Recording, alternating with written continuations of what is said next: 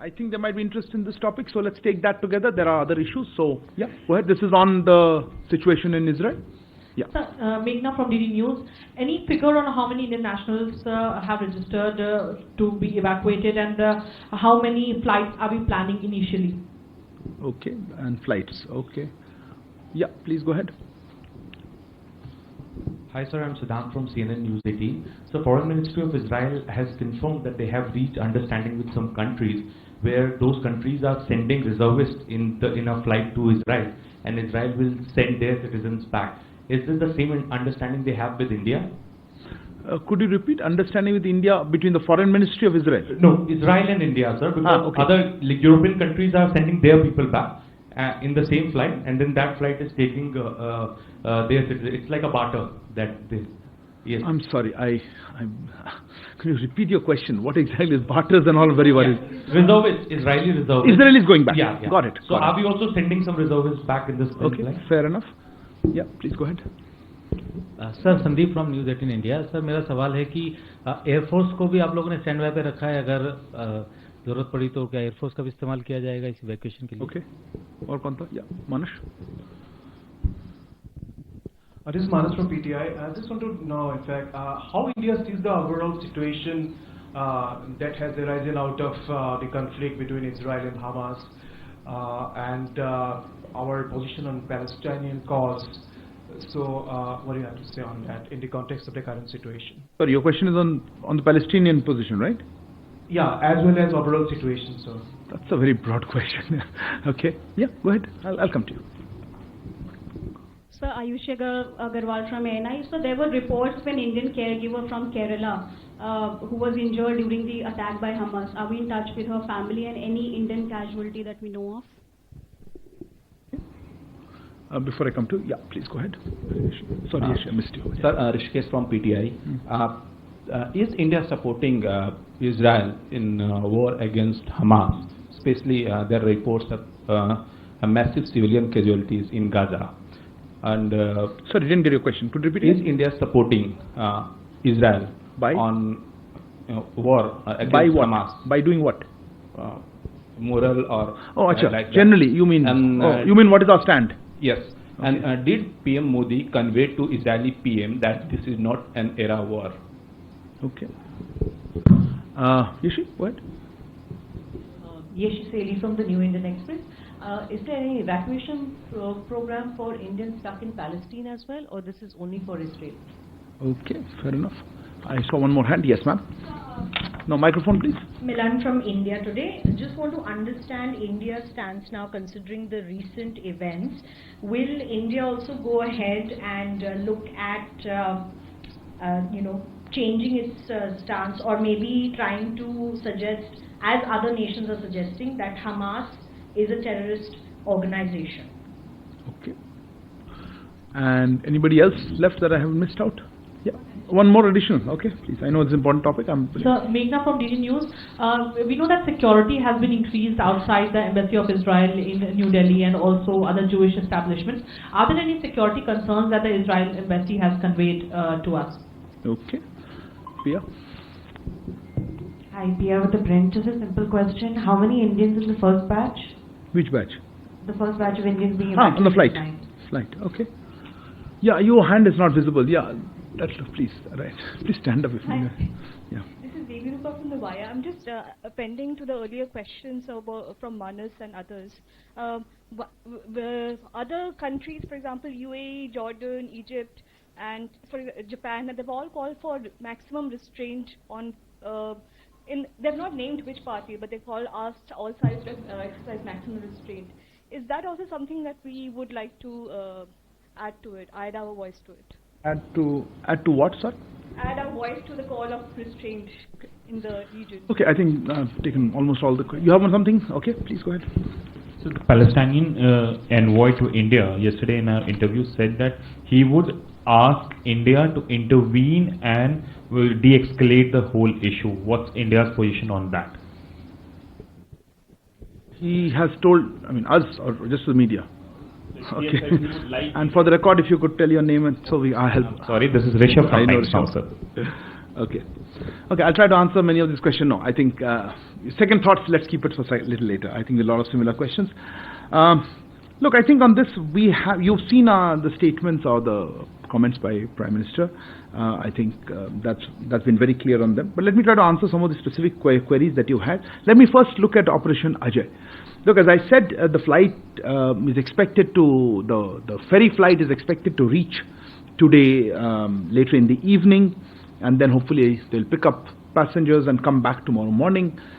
We expect, I think it can carry about 230 odd passengers. That's what we are hoping can fill it up, but depending, look, this number is broad. You know, how many people can get onto a flight is determined by various factors, including what is the flight parameters. So let's say in that range, we were trying to work that out. So that was one.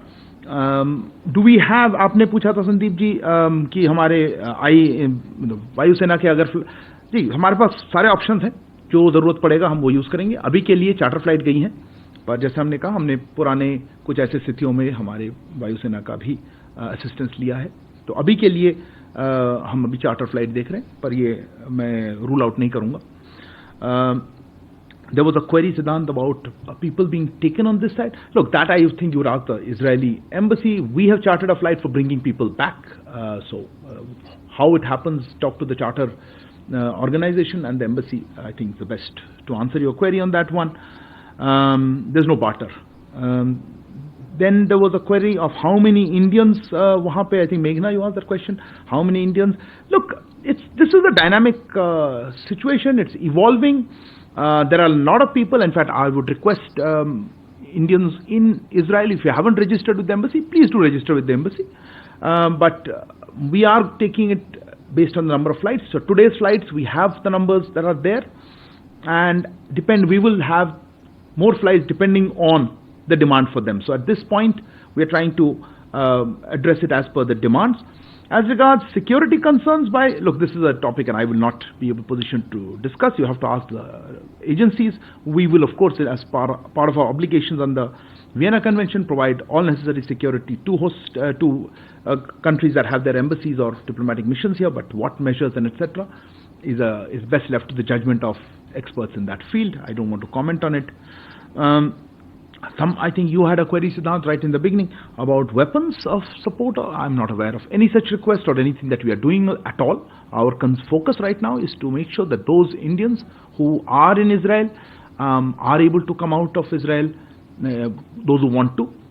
I think there are about 18,000 odd Indian citizens. A small percentage of that are Indian students. Others are caregivers and other categories of professions. So we are in touch with them, and let's see what happens. You said how worrisome is the situation? Of course, look, a situation where there is conflict going on is of concern, but I would request the Indian citizens there to follow the advisories issued by our mission in Tel Aviv, and they are the best judge, and be cautious, take the precautions, and if they feel that they need assistance, to reach out to our embassy directly. Ayushi, you asked about one citizen who was there, I think, injured. Yes, we are aware of that case. Of course, we are in touch with them. I understand the person is in hospital, but I think it's improving or has better situation. We are also, of course, thankfully have not heard of any Indian casualty so far. I think there was also a question by Yeshi. Are you looking at evacuation, or there's not so much an evacuation as actually focus is on assisting people getting out? I think my understanding, the number is about a dozen or 13 or something, or dozen odd people are in the West Bank and 3 or 4 in Gaza. So if they request assistance, we will. But that number, as you can imagine, is very small, and we will see what needs to be done. For the moment, we haven't received requests there. The requests what we have received are largely from Israel. Moving on to the discussions that have happened largely on this. Look, let me try to answer some of those. On the issue of how we see Hamas, for example, as you're aware, the designation of a terrorist organization under Indian laws is a legal matter. And I would refer you, I think Milan, you asked, I would refer you to the relevant authorities in this. I think we've been very clear that we see this as a terrorist attack. But on the designation part, the relevant authorities are best placed to respond to it. How do we see the situation on Palestine, or our position on that? Our policy in this regard has been long-standing and consistent. India has always advocated the resumption of direct negotiations towards establishing a sovereign, independent and viable state of Palestine, living within secure and recognized borders, side by side, at peace with Israel. And I think that position remains the same. There were some queries about how do we see the developments that are happening, including the violence that's taken place, as well as did Prime Minister raise some issues, including I think Prime Minister's conversation or his comments stand on their own, and I think they do not require any clarification. On Palestine, as I mentioned, we have said our position on what is our long-standing position. The only element that I would like to add is that there is regarding particularly the humanitarian situation or the developments you said, I think restraint, Devirupa, you had asked, and Rishabh, I think you had asked about whether the intervention, I don't know what you meant by intervention. We had, as I said, our focus is to assist our citizens. But there is an universal obligation, I think, to observe international humanitarian law. There is also a global responsibility to fight the menace of terrorism in all its forms and manifestations. And I think that accurately sums up how we look at this position. I think I've covered most of the queries. If there are a couple of more hands, if there's something on an extra additional clarification or somebody else had a hand up, and then we'll move on to some other topics. Yeah, please, ma'am, go ahead. Sir, I'm Madhurima from Republic TV. I want to ask that how is India connecting with other nations in the Middle East on the Israel situation? Like we heard that EM speaking to UAE counterpart. Any other conversations that are happening? Other nations.